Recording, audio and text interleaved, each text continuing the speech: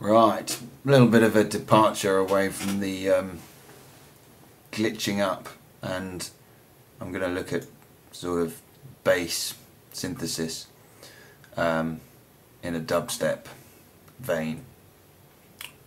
I've got a little drum loop that's alright, I suppose.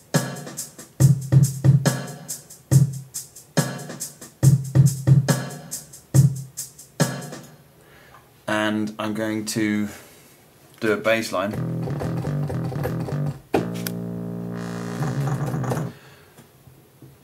But I'm going to make the bass line modulate itself. So I guess I might as well just play in something.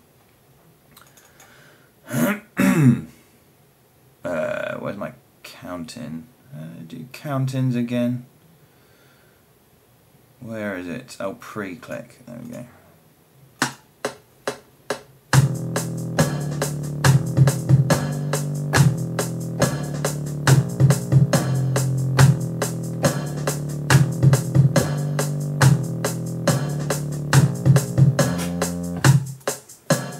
Well, that'll do. That went quite well.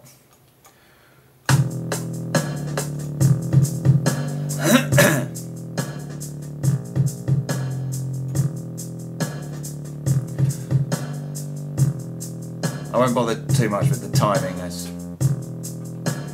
have our decay up.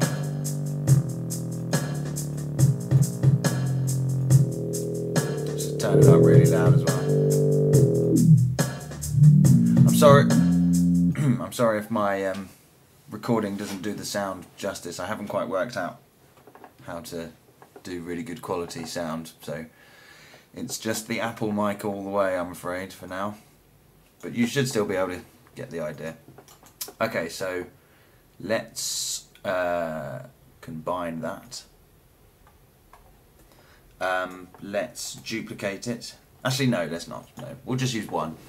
And we're going to assign our LFO to our cutoff.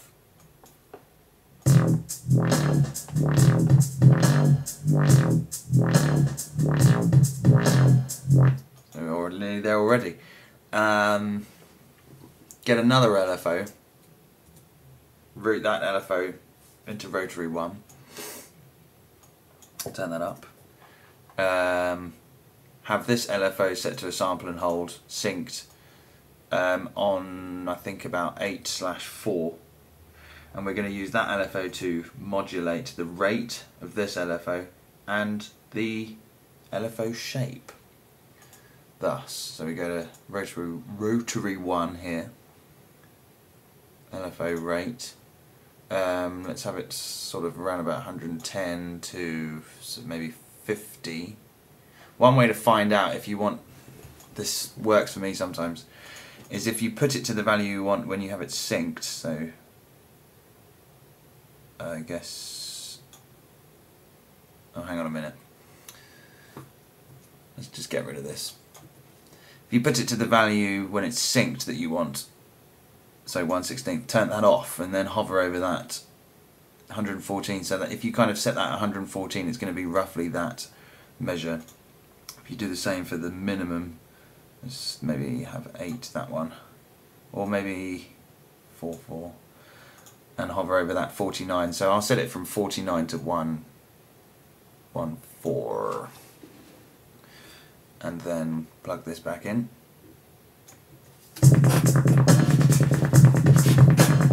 Sounds lovely. Right, so yeah, effectively now this LFO is going to route the rate of this LFO.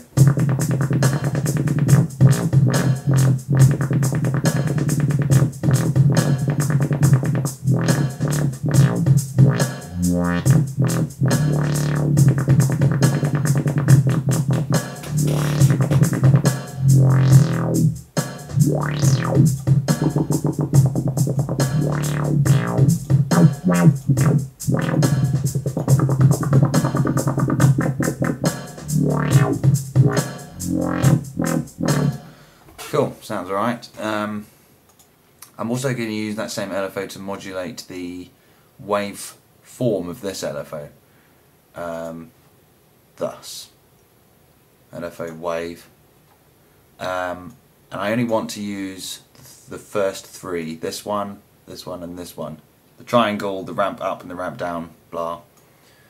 So I'll just have a minimum of 0 and a maximum of 2, and then it should only modulate between those three waves.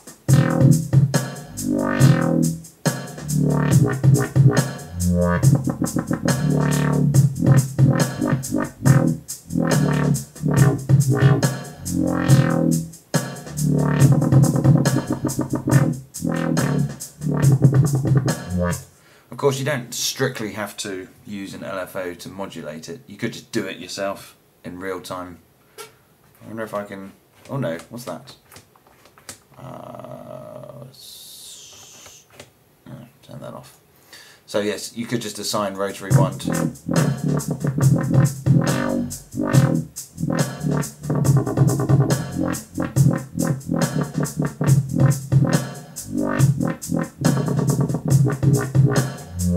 But I think it's quite good fun to use an LFO and let it do it itself, just because that's what I'm all about.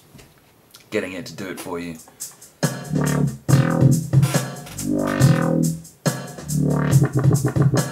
You could also double up how many, you could use as many synths as you want to get a really big sound.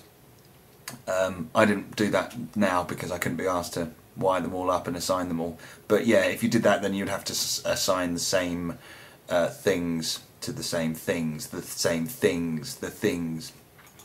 But for now, I might just bung a bit of EQ on.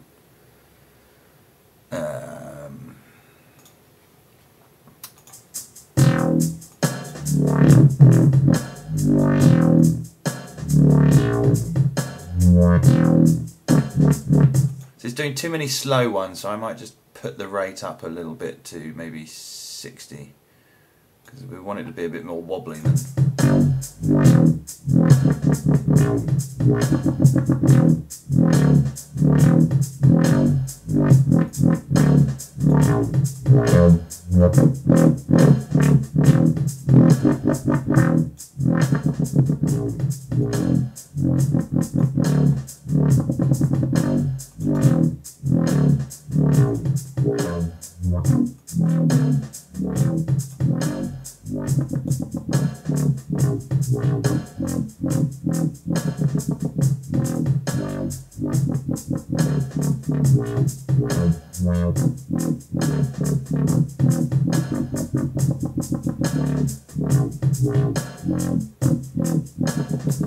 Maybe have two oscillators, detune one of them slightly.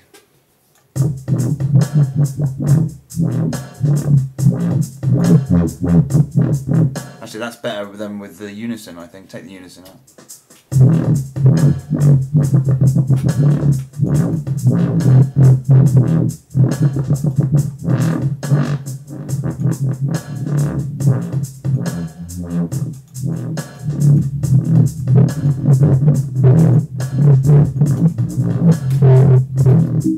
Oh!